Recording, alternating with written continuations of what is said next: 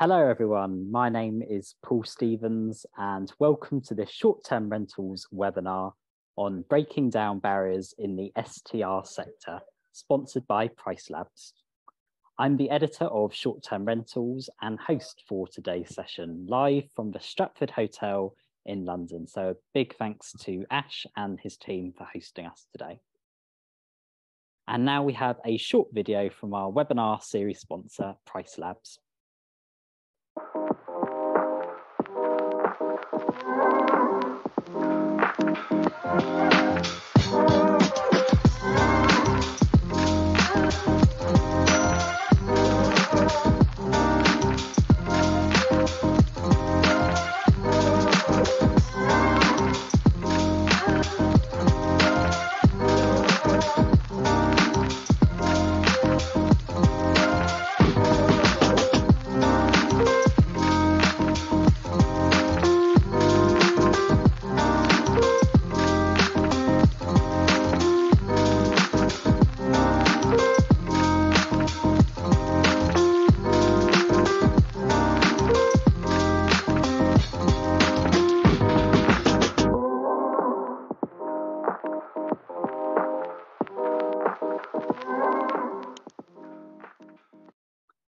So a big thank you to PriceLabs for sponsoring this webinar and our series.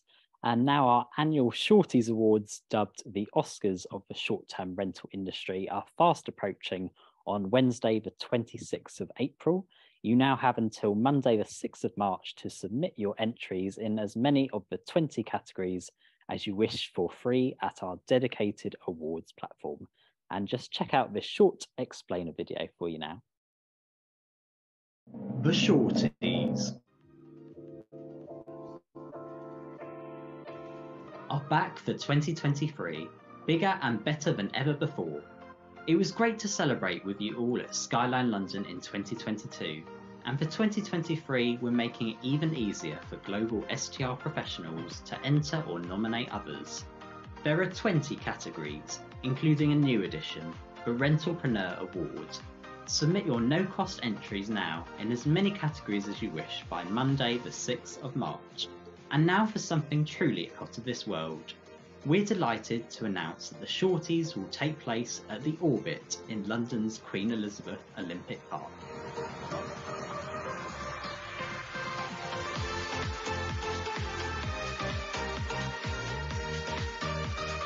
Mark your calendars for the 2023 Shorties on Wednesday the 26th of April.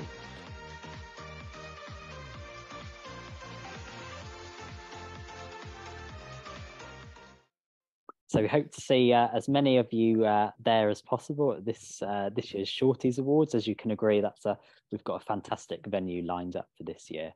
And the links for the Shorties category information, explainer video, and our awards platform will all be posted in the chat very shortly. Please keep your sound on mute and your camera off if you're not a speaker. All of the details will be posted in the chat by my colleagues Joe, Danny, and Rachel. And please do post any questions you have there yourself throughout today's webinar. We'll have a discussion lasting roughly around 45 minutes before we can move on to the audience Q&A. And finally, a recording will be sent round to everyone after the session. So let's just introduce our speaker lineup for today. And we're going to kick things off with Robert, please. Thank you. Thanks, Paul. My name is Robert Geller. My pronouns are he, him, his. I am the founder of FabStayz Inclusive Accommodations. We are based here in the US. However, we have properties on our website all over the world. As you can see behind me, that's one of our properties in Bali. And we recognize hosts and property managers that are fostering welcoming, inclusive spaces that we promote to LGBTQ+ travelers around the world. Thank you very much, Robert. And next up, we have Lorraine. Thank you. Hi, my name is Lorraine Woodward. I have brown hair that goes to my shoulders with big red glasses, I think, and a little yellow house behind me. I started becoming RentABLE and am really thrilled to be here. We are a listing platform dedicated to accessible short-term rentals going beyond the wheelchair to include mobility, cognitive, vision, hearing, and our seniors. Thank you very much, Lorraine. And last but by no means least, we have Michelle. Hi, I'm Michelle Williams. I'm the general manager at Atlantic Vacation Homes in Gloucester, Massachusetts. I'm also on the board of the Vacation Rental Management Association and am the council chair of the Vacation Rental Housekeeping Professionals. And I'm also very active in pursuing diversity, equity, inclusion, and accessibility in our space. Thank you very much, Michelle. Thank you very much, Michelle, and to all of our panelists here today. So to add a bit of context to today's discussion, we'll be looking at how the OTAs are talking about addressing barriers and building more diverse and inclusive workplaces and communities, as well as bringing through the next generation of socially conscious and impactful startups. Given it is LGBTQ+ History Month in the UK, we'll be speaking to Robert about his company FabStayz and exploring the inclusivity landscape in general. In the meantime, Mr. B&B is an example of a platform providing accommodation, rooms and hotels for gay travellers. And finally, we'll be looking at companies who are increasing awareness for accessibility in short-term rental properties, including Lorraine's Becoming RentABLE, Handiscover and Travaxi, whose CEO Leos appeared on one of our webinars back in 2021. So let's get into the crux of today's discussion, and we're going to be starting off, and I'd love to delve a little bit more into all of your backgrounds and your entries into the short-term rental sector initially. So Robert, I'll kick things off with you because you've got a fascinating background, and I'm sure everyone here who is not completely familiar with your work at FabStayz would love to hear more. But it's I mentioned before that it's LGBTQ+ History Month here in the UK. It's also Black History Month in the USA and Germany. So it makes today's discussion even more impactful. Robert, could you tell us a little bit about what your entry was like into the short-term rental landscape when you were launching FabStayz? Yeah, absolutely. I'm often asked, when by journalists, how I got started, because they want to hear what FabStayz or what my discrimination story was. That's always the clickbait, and I really boil it down to the fact that members of the LGBT+ community each have their own coming out experience, and we relive that. Meeting a new friend, at a new job, at a new school, and we relive that in travel as well. So really, if I just boil it down, FabStayz came onto the scene so that we could remove that pain point for the entire LGBTQ+ community. And I stress that, and I say entire LGBTQ+ community, because even though I am a white cis gay male, I am the founder, our platform is inclusive of the entire community and its intersectionality. And I need to just stress on that. When you showed the picture of Mr. B&B, that picture showed white cis gay males. And the brand is called Mr. B&B. So I need to just show some irony in how that is viewed as inclusive, yet they have listings that say men only. Their listings show the relationship status of the host. Their pictures of their hosts have no shirts on. So I just want to put it in context.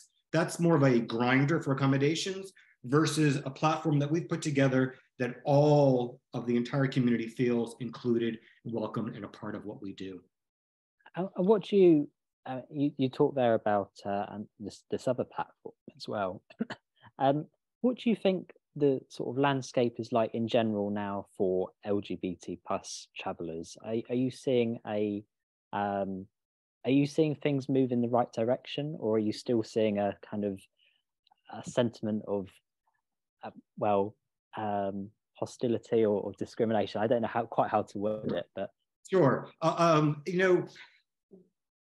I typically share stats, and it sounds like I'm trying to scare people, but really what myself, what Lorraine, what other niche platforms are trying to do when we share our message is that we're trying to put others in our shoes so that they understand the needs of a diverse community, whether it be LGBTQ+, whether it be a Black traveler, Hillel traveler or someone with accessibility needs. It's getting into the shoes and understanding what that perspective is. So for on the LGBTQ plus side, anti-LGBTQ plus sentiment has been on the rise.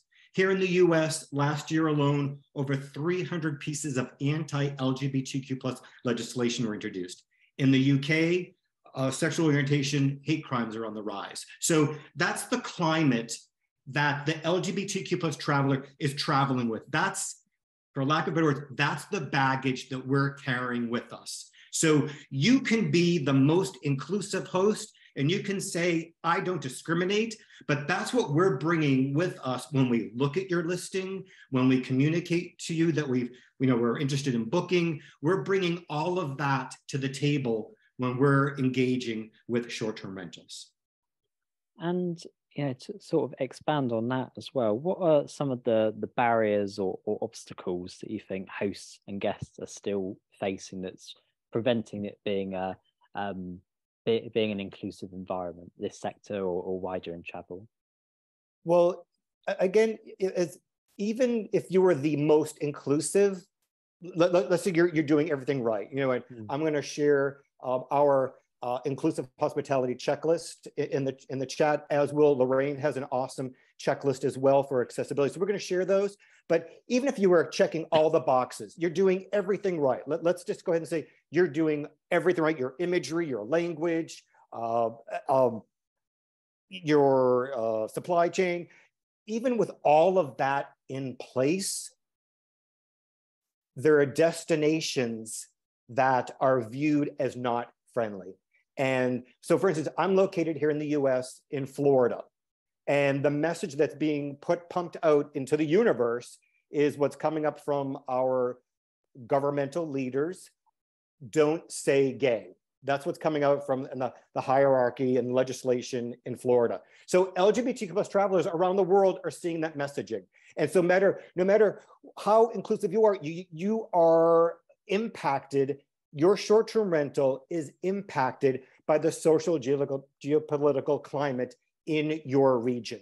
So that's something that you're not going to be able to change, but know that that's what's taking place as well and affecting the decisions of the LGBTQ plus traveler. Thank you very much, Robert, for My those pleasure. insights.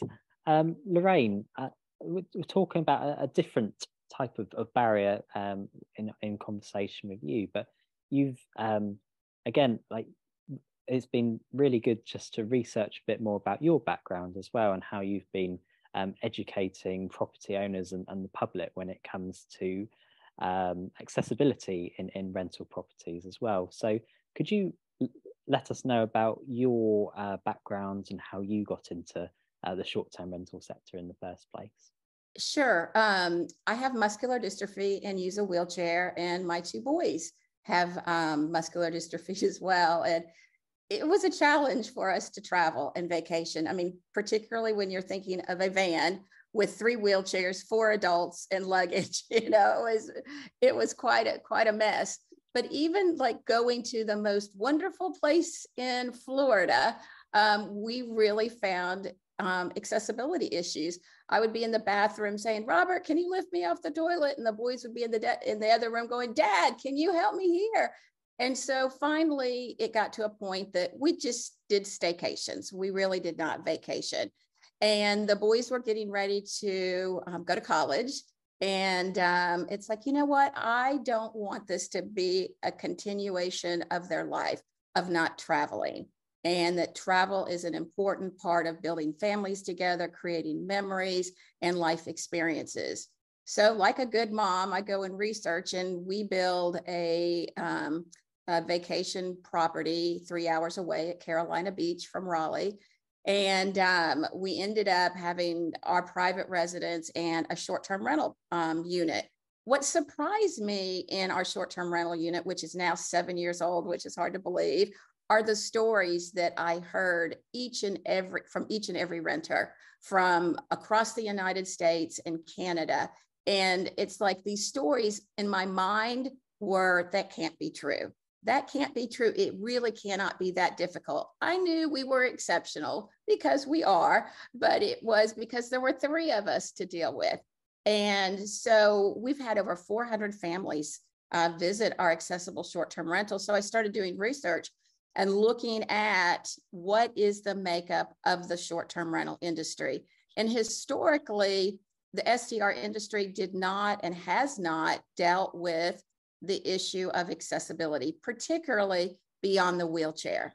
And so through our research, you know, it was funny because we would see a listing that we have an elevator, so therefore we are accessible, and to really look at what does it mean. And so it has been about awareness and education. Through a national survey that we did, we discovered that there are so many people that want to travel that have different needs. And so that's how we expanded what we identify to look at for accessibility, to bring in not just mobility, which is wheelchairs, walkers, canes, and crutches, but to look at cognitive issues. We're hearing a lot about autism. We hear a lot about anxiety, and what are the needs that we can do to help reach this audience, and vision and hearing. And fortunately, all of us are aging. So it's kind of like a little insurance that when you get to that point of need, or you fall down and you have a temporary disability, that you can still go on vacation. And so it has been, and our interest has been more of, I don't think about that, you know, in our daily life. I don't live with a disability, a friend or a family member I don't know. So the industry has not put this forward. And that's, you know, when we said we want to create a social change in how this industry looks at and defines what it means to be accessible. And that's how we became our focus of education and awareness. And then, and you know, Paul, I can talk. So you're just going to have to let me.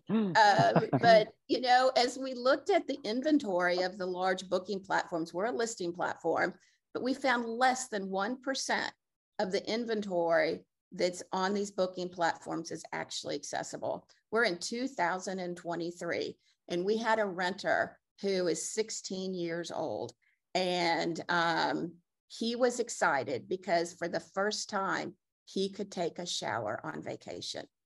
The first time. And every year that they take a vacation, they haven't been able to take a shower until they got here. And that's unacceptable. I mean, it just is unacceptable that that's where we are today. And so that's why we exist. And is that more to do with, it kind of broached into my next question there, but no, that's good. But does that sort of extend into a lack of knowledge then? Is that where you sort of saw a space that there was a lack of knowledge within the space already, and it's educating people on inventory or giving them that awareness in the first place? I think it is. I mean, I come from the school of thought that we go to school to learn that 1 + 1 is 2. Would we know that if we weren't taught that? And I believe, again, if you don't have a disability, a friend or a family member, it's not a part of your world. It's my job in this instance to provide that education to make a difference. And that's what we're trying to do, is we're trying to make a difference so that we all can enjoy a vacation, that we all can enjoy to go visit family, to go to a college reunion. We built this little yellow house that's behind me because in 40 years, I've never gone to an alumni event in my hometown. And it's because there was not a hotel, there was not a short-term rental that would meet my needs. And so that is why we have 36 filters on our website. That's why we provide all of this education. You know, there are misconceptions that, oh, I can't afford to be accessible. It's too expensive. That is there.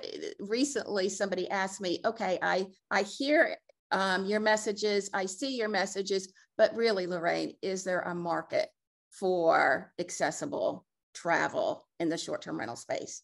And the answer is absolutely there is. And so we try to convey that so that we can increase the inventory, we can increase the bookings, that we can increase these opportunities. So we feel like Michelle and Robert were very passionate about the reason that we're here. And the reason we're here is to make a difference. Thank you very much, Lorraine. And it extends into my next guest, Michelle. I think for a lot of people who attend the VRMA conferences, Michelle, you're going to be a very familiar face to a lot of people when it comes to these breakout sessions on diversity, equity, inclusion. But I'd love to know a little bit more about your background, how you got into the space in the first place, and I know you've got some first-hand experiences as well within this. Yeah, thank you. So the simple answer of how I got into the short-term rental space is through my family. Atlantic Vacation Homes is my stepmother's business, Carol Sheroff. So, that was simple. But, Robert talked about intersectionality, and that's something that, my family lives and breathes. We have a lot of things going on. So, from my standpoint, and part of why I'm so passionate about this, for me personally, I'm, half African-American, half white. I have a sister who's adopted. She's fully African-American. My brother is half Black, half white, he's Jewish. So we have a lot of things going on. And just in our family, I have a teenager at home who's, in the LGBT. Sorry, Robert. All good. All good. LGBTQIA plus community. So, just we have a lot of things happening. And so for me, though, I primarily grew up and went to school and now work in very white spaces. And I think a lot of people that I talk to on a daily basis sort of forget that I'm a person of color. I hear a lot of interesting conversations that way. And I know that, we still have a lot of work to do. Some people think that, the civil rights movement was a long time ago. It's really not. My dad was very active, in the civil rights movement. So I'm just that, one generation removed.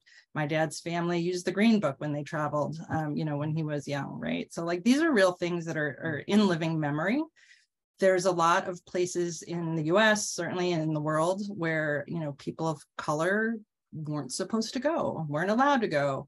And when we think about just being that, one or two generations removed from that, right? Are there still places where, even though it may not be illegal for people to travel, are they going there? We have this generational memory. So to get past those things, it takes a long time and it takes a lot of hard work to overcome it.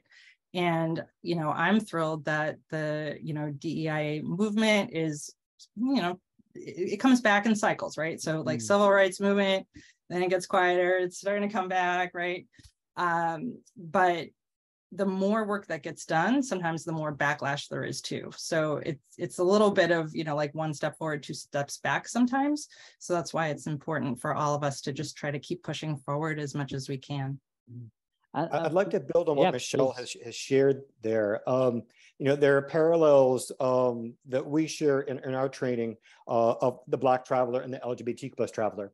The Green Book, and there was actually a book the LGBTQ plus travelers would use called Spartacus, and one was called the Dameron Guide. The other thing I'd like to share with, and hit on that with Michelle, who I've sat next to live at other conferences, and often we are in an echo chamber talking about this topic with those who are already into this topic. Right. And I think the challenge is going to be, how do we bring others into the fold so that we're not just talking to ourselves, with individuals that already get it and believe in it and understand it. And whether it's the term DEI that could conjure up having to go to a conference room with fluorescent lighting and being forced to have information. I think if we can all reframe it and share this reframing, that it really boils down to, in my opinion, and Michelle, you can chime in, it boils down to safety and hospitality. Safety looks different for everyone, whether it be a white cis gay male traveler, a traveler with accessibility needs, a Black traveler, LGBTQ plus. Safety looks different for all individuals. And we can understand that. That's a concept that we can understand. And the work that we do makes traveling safer. The other concept is hospitality. We are in the hospitality business. Now, you might not think that if you poke your head into a short-term rental Airbnb Facebook group, you might think the word hospitality didn't exist. But that's the industry that each of us are in. And if we put that hat on for hospitality, it's about great experiences. It's making sure that everyone feels included. It's exceeding guest expectations. So if we can reframe it so that it's more palatable, so that everyone may understand it, I feel that it boils down to safety and inclusive hospitality.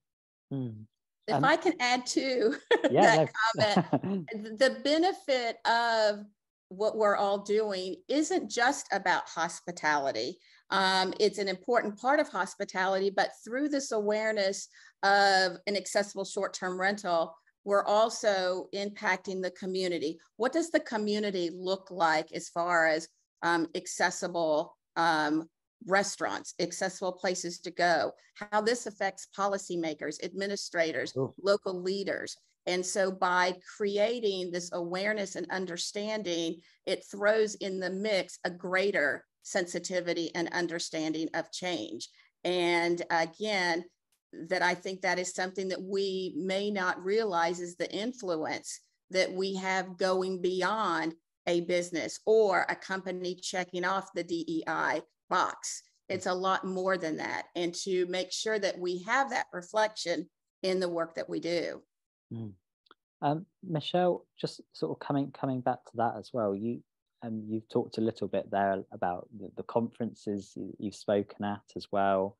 Do you feel DEIA is being adequately sort of addressed now at conferences or events or in workplaces? We're not going to influence you, Michelle, at all. But I'll come to you afterwards. The key word was adequately, right? Yeah. So, and you mentioned a backlash as well. Is this something that you've experienced from those? Yeah.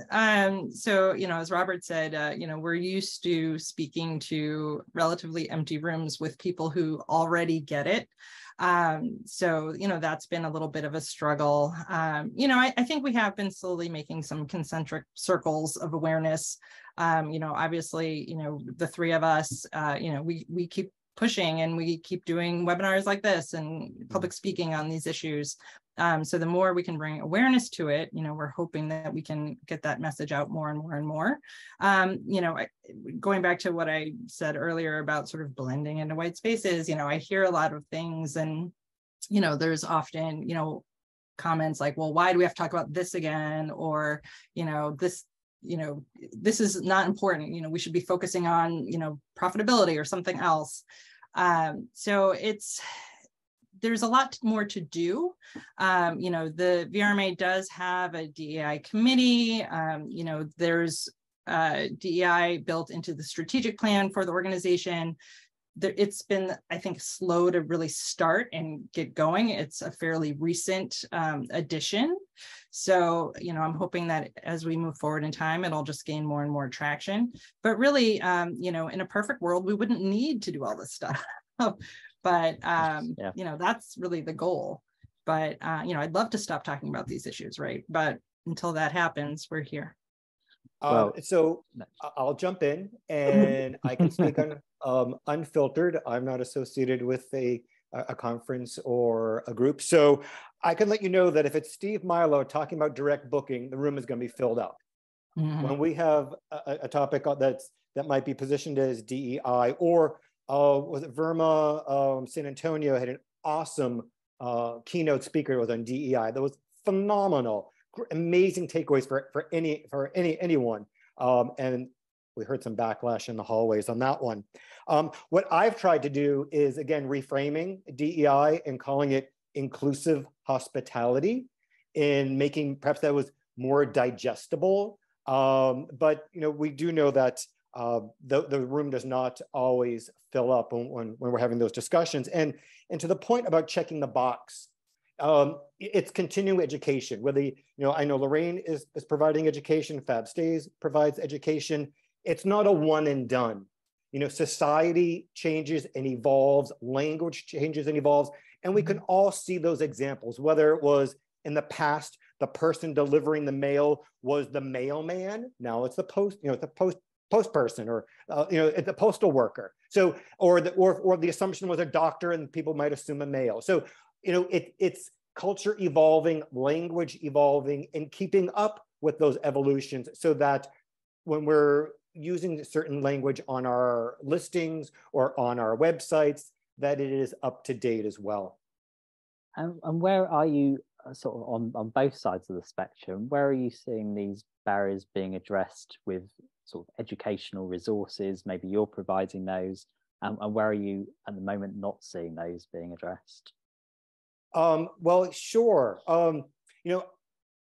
Both Lorraine and I on our platforms, we're seeing hundreds of listings coming through, which is fantastic, and we're so, both of us are so super excited to have that excitement within the short-term rental space.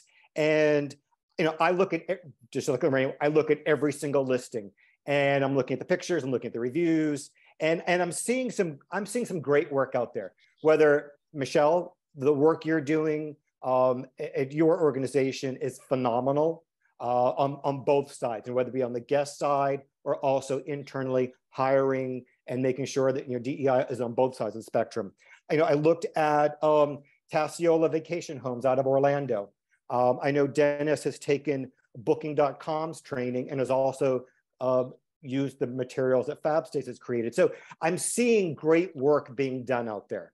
I've also seen missteps. If we're looking at being inclusive, I remember seeing a website and it had a religious quote. If that's your niche, awesome, own it. But taking a step back, is that inclusive? All of us are consumers, whether it's LGBTQ, each of us. And when we're looking at a brand, whether it be in travel or wherever that might be, we want to see ourselves. So it's kind of stepping back. Maybe it's having another set of eyes. Maybe your lens can't see it, and that's understandable. But taking that lens and looking at the language, the imagery, is it inclusive so that diverse guests will feel welcome and want to choose your property? Thank you very much. For me, I see change in a couple of ways. Good and bad, and not good and bad, but different kinds of changes. Airbnb recently identified a survey that is going out on what the traveler is looking for. What I found interesting about that survey is it did not include anything in the kitchen. Is that we don't cook on vacation? That moms who need to blend dietary food for their child who has a feeding tube, that doesn't, or you want your child to help you make those cookies because grandpa really needs some homemade chocolate chip cookies. And so I found areas of disconnect, like Airbnb has a new adaptive component to their website. I don't quite understand how one feature equals accessibility. And it's not a commercial to say, yay, this company, but I will applaud the work that I'm a part of at Expedia and the 12 underserved companies that are representing the underserved market. VRBO, their platform's hideous. I mean, it's horrible for people with disabilities trying to find an accessible property. And they know that. Could you explain why you think that? Yeah. Why do I think that? Because they have two filters that says wheelchair accessible or elevator. Well, first of all, an elevator doesn't equate to being accessible. You could take an elevator to the 5th floor and that property has 3 steps because they have a sunken living room. So there isn't this, again, idea that an elevator equals accessibility. And then I look at myself in an electric wheelchair. What do I need? So I click on the term wheelchair accessible.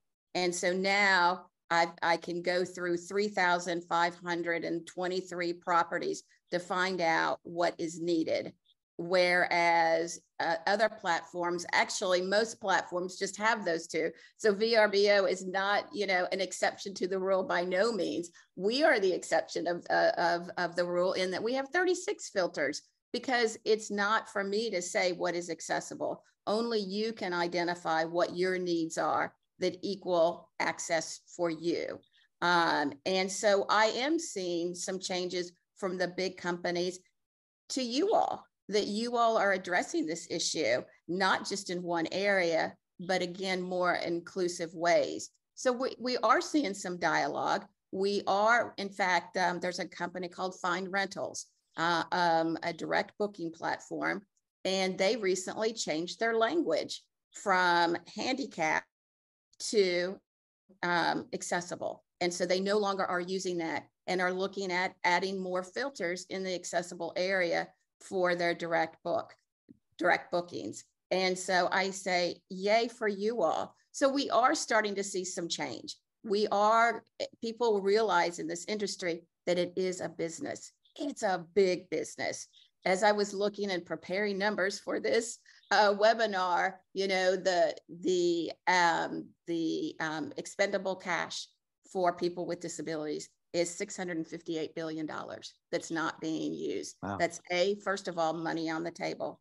And as I read from another federal agency, if you are a person with a disability, chances are that you're going to travel with 1 to 3 people with you.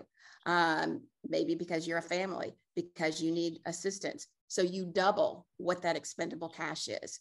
And I think now, instead of poor people looking for a handout that have no money to travel, is being transformed to going, oh my gosh, this is big business. This is a big opportunity. And then when you share those facts and figures, then you get that double take going, oh, wait a minute, it can benefit me now. Our company can see financial growth. And I hate to say that's the name of the game, but to a degree, that's the name of the game. You know, people are looking at their profitability first. Then they may be we might be down the road of what they look for, but if they realize we're part of that profitability, then we get attention. And really good point. Oh, sorry, no, Michelle. Oh yeah, no, I just wanted to share. So, you know, to that end, when we talk about the profitability, there is actually a profit motive to be had when we talk about, you know, diversity, equity, and inclusion and accessibility. You know, when we think about, you know, we've talked a lot about the guest, the traveler, but when we think about, you know, our staff, our employees, our businesses, McKinsey, the consulting firm, has done all this really interesting research over the last number of years. There's 3 reports that came out between 2015 and 2020 that really looked at, I think it was a global study. It was 1,000 different companies that they looked at. And they found that the companies that had the most diverse teams, the most diverse staff, including at the highest levels, you know, the C-suite people, those are the companies that are the most profitable. And that the ones in the study that were the least diverse were less profitable. You know, they've done this research. The gap has been widening over the course of the different studies between that 2015 and 2020 timeframe. And, you know, some of the companies that they looked at in that time went backwards in terms of their diversity, and others, you know, moved forward and were able to, you know, implement really great programs and really conscious decisions on hiring, et cetera, et cetera.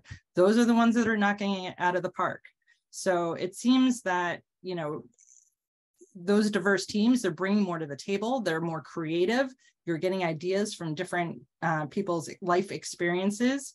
It seems like a no-brainer, but it's the kind of thing that, you know, we have to explain over and over again, unfortunately. And speaking of, you know, of stats, you know, you've shared some stats there, as did Lorraine. In the LGBTQ plus space, it is a $220 billion annual spend on travel. The LGBTQ plus traveler travels twice as often as the general public, spends more per vacation, and over indexes on all travel metrics. That's flights, accommodations, dining, and shopping. So, you know, we talk about it being good business and it's the right thing to do. As the numbers we've shared, it is a market that if you're not giving thought to how your property is feeling welcome to diverse guests, you're leaving money on the table. Lorraine, is that something, again, you go along with your fellow panelists? Oh, absolutely. I mean, in regard to the, I'm sorry, ask your question. The kind of the wider benefits of awareness and acceptance within the hospitality landscape.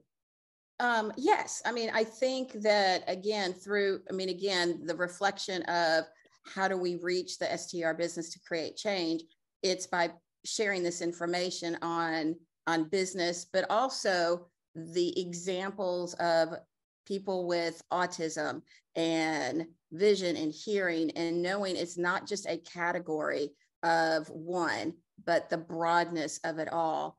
That I think that it does get people's attention, and that we see more conversations about that. Thank you very much, Lorraine. A reminder as well to our audience as well, if you've got any questions for our panelists today, please do pop them in the chat. I can see one or two coming through already, and our panelists are posting some useful resources as well. Michelle, I'll come back to you as well. What do you maybe see as the main challenges or opportunities ahead when it comes to diversity, equity, inclusion from your experience? Yeah, well, there's a lot still to do, obviously. So there's a lot of opportunity. Certainly from, like a small business perspective, there are a lot of, for people who are really interested in implementing, diversity training and having their staff do those things, there are a ton of companies and consultants out there that, can help with that kind of training. Everybody comes into this, from a different starting point. So, you should work with those consultants to try to, figure out what would be best for your company. But there's a lot of little things. We've talked a bit today about like the language. So something in our space, but also sort of, real estate at large, there is a push to change some of the language from when we talk about the master bedroom, right? And, where does that come from? Changing it to primary bedroom. That's a change that we've made. We're starting to see it more and more.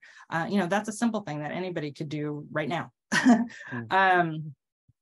Look at your marketing, look at, how you are projecting your company out into the world. If everybody in your advertisements, your imagery, everybody's white and blonde and, walking on the beach, great. But, that is not necessarily welcoming for everybody, right? And there's also ways to overdo it, when you have kind of one photo that has sort of like, you have the person of color, and the person in the wheelchair and the Asian person, and, when it's all like, it looks like you're trying too hard, people can also see through that. But it's good to be able to strike a balance and make sure you're looking to attract not just the guests that you have already, but, think about who else you want to attract and who else is out there that in these untapped markets that you could do a better job of reaching out to. So, and thinking about like even the languages that are spoken, in your staff, like are people answering the phone that can speak different languages, for instance? I'm hosting, moderating this session as someone who can't really claim to have experienced discrimination or like we're talking about in this session at all. So it's very interesting to hear your different thoughts, and I'm sure it's going to be benefiting our attendees today as well. Robert, could you again sort of to go along with what Michelle's saying, what do you see as the main challenges and opportunities as well? We're trying to find the way forward as well, that we can become more inclusive. Yeah, if I refer to our little checklist that we kind of give hosts a starting point, whether it's their first time delving into inclusive language, or it's a little bit of a refresher. But again, looking at the description of your images in your image gallery, Orlando, Kissimmee is very popular for family travel, and there are themed bedrooms, whether it be Star Wars, cars, or wherever the bedroom might be themed. And the description having there, describing the room, as cars, Star Wars princesses versus boys or girls. So there's an example of some neutral language, as is neutral language when communicating with guests. So, for instance, for a phone communication, and the person has a deep voice, and it's relearning not to say "sir." That is not gender neutral language, and that you're making an assumption that what you're hearing, and that might not be the case, and you could have the potential of turning someone off. And at the same time, when I share all these different tips, I know that I'll hear in the US, there's a term, oh, that's woke, or, being too politically correct. And it's not, and it's so not that. Again, I go back to, it's hospitality. And hospitality is ensuring that your guests are going to have an amazing experience. And that amazing experience is being inclusive. And it's not just me at the conferences in the pink pants talking about this. It's Disney ensuring that all of their cast members, all their employees are using neutral language. It's airlines using neutral language. So this is not something new. This is not something that Michelle and I are out, trying to introduce something that's not been done before. This is what's taking place in the space in travel in general as well. Lorraine, are you aligned there with Michelle and with Robert's thoughts? Is there anything that you would want to add from your own insights? Always, I can address lots of subjects, like Robert and Michelle, again, identifying the big business aspect, the social change. In the area of accommodations and disability, one of our greatest challenges is how, when you get onto a booking platform, the renter or the property manager goes in and self-identifies what their listing includes. And because of that, there isn't a validation that what they have is actually there. Again, part of the storytelling that I heard repeatedly, and I hear repeatedly from my renters, is how they went to a rental, they got there and the door was 23 inches. They had to go buy a potty seat because they couldn't even use the bathroom. And to make sure that what is said and what is posted is true. And that's where education comes in. That's where our evaluations come in, and how we can make sure that that positive experience does take place. And the great thing with an evaluation, it addresses the fraud issue that we're seeing more and more of today. And so again, like our businesses, we're creating these products and services that are going deep to make sure that the hospitality experiences Robert had identified is a positive one.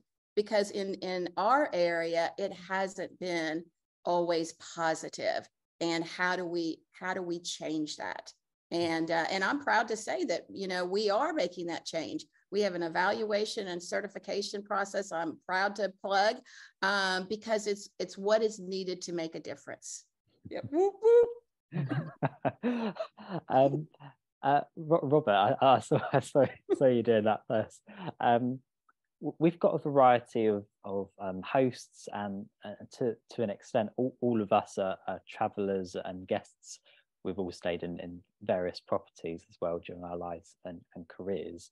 What would be your advice now to whether you're a new host or whether you're an experienced host who's learning about some of these barriers for the first time? What would be your advice on how to create more of an inclusive landscape when this is kind of always a developing topic as well?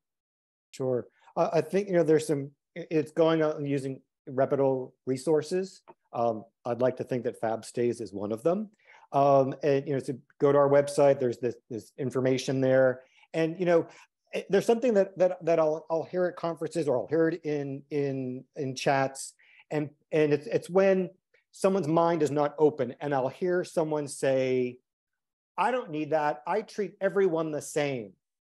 And I go back to hospitality, and hospitality isn't about treating everyone the same. It's individual experiences.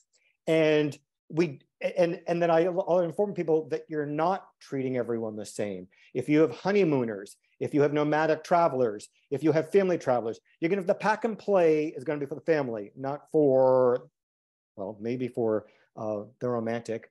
But you know, you're catering, and you're catering to the needs of those individual travelers, and it's keeping that in mind for diverse travelers, for travelers with accessibility needs, and other diverse guests. And maybe it's something that you're not familiar with, and it's reaching out to your network and learning about what it would be, those challenges in the shoes of someone else.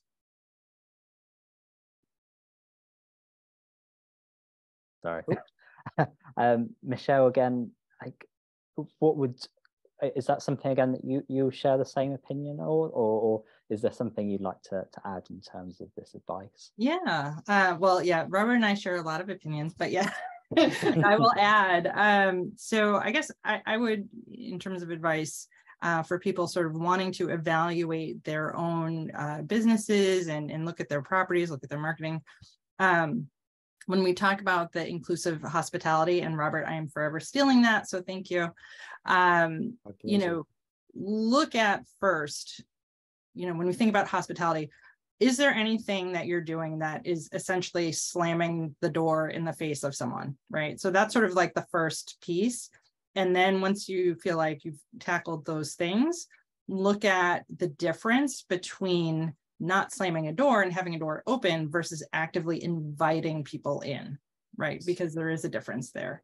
So, you know, ways that you can actively invite people in is in that shift in language, shift in imagery. You know, where are you placing your marketing dollars? So, you know, that's my short version. Great stuff, Lorraine, Michelle. Lorraine, in terms of like, when we were talking about preparing for this webinar as well, I remember asking you, is there certain types of language that I shouldn't be using as well? Because I'm here learning as the same as everyone else attending today's session as well. What advice would you have for hosts, for guests, even for people like myself who are trying to approach DIA in the industry? Well, we have a whole, and you know, that's a really good point. I think that's a new piece that we need to create. But a couple of things that come to mind that again, we have getting away from the word handicapped. Another word or description that I hear a lot of is, oh, you're wheelchair bound. And no, I'm really not bound to my wheelchair, I promise. I get out of my wheelchair. I use my wheelchair as a source to get from point A to point B. I drive in my wheelchair, but I don't sleep, use the bathroom in my wheelchair. I do get out. So that's one that is common. The third example I would give is we use people first language. And that means my name is Lorraine Woodward. I built this I didn't build, but we have the little yellow house. I'm a mom of 2. I love Oreos. Yellow is my favorite color. And I have muscular dystrophy. It's a part of who I am. So instead of saying, you know, our handicapped guest, well, you might say, our guest from Arkansas who came to visit, who happened to be in a wheelchair. So we don't put that disability first, because that's not who we are. It's a part of who we are. And to think about that, of putting the person first and the disability second. Thank you, Lorraine. We did have a question from Felipe Zubia as well. We just got a couple of minutes left. So what would the speakers define in terms of a range of nights? The following: transient, extended stay, short-term stay, and long-term stay when it comes to your businesses. Who would like to come in on that first? That's a kind of an opinion. Yeah. I'll go really quick. So Lorraine, it's time for you as well. So I refer to some of the LGBTQ plus consumer stats, and one of them is that 80% of the LGBTQ plus community travels to a Pride event outside their home city with a 4+ night average stay. So we actually have exact stats, and even it breaks down to short-term rentals. So I think it was 13+ nights is the average annual spend on paid accommodation. So there's just some quick stats that I refer to from CMI, which is Community Marketing Insights, that provides LGBTQ+ demographic studies. And from the accessibility community, we find that we're 4 days above the average because of the research.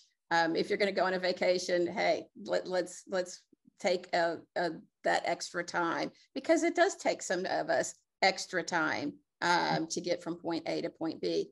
And from a business perspective, for me, it doesn't matter if you're staying somewhere for 1 day or 1 month. Our needs, the reason of having accessible accommodations are all the same. But from a revenue perspective, it is a 4 additional days above the average of what Robert said.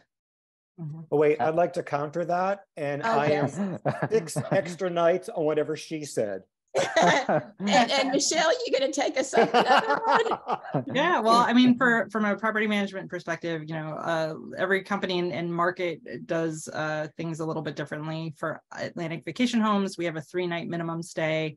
Our average stay is 7 nights though. So, but we also do plenty of bookings that are, you know, much longer than that. Massachusetts as a state defines long-term as I think 31 nights or more. So it's just, you know, I think it's different market to market. Thank you very much, Michelle, and a huge thank you to Lorraine and to Robert as well for such an honest and insightful conversation today. The hour's absolutely flown by. So we've just got a couple of slides to run through before we finish up here. We're back for our next short-term rentals webinar on data with Destiny, predicting the future of our industry, on Tuesday the 14th of March at the same time, 4 p.m. The sign up link is in the chat, and you can see we've already got 4 confirmed speakers, so you definitely want to be signing up for that as soon as possible. For opportunities to work with us, please do contact my colleagues Katie and Steph. Their details are on the screen for you now. A big thank you again to Price Labs for sponsoring our webinar today and our webinar series. The station is going to stay open for just another 2 minutes as well, so you can jot down all the key details from the chat, and there is plenty today. Do contact us via our various channels, of course. A big thank you once again to all of our speakers, to everyone who tuned in today, and we'll see you all again very soon. Thank you very much, everyone.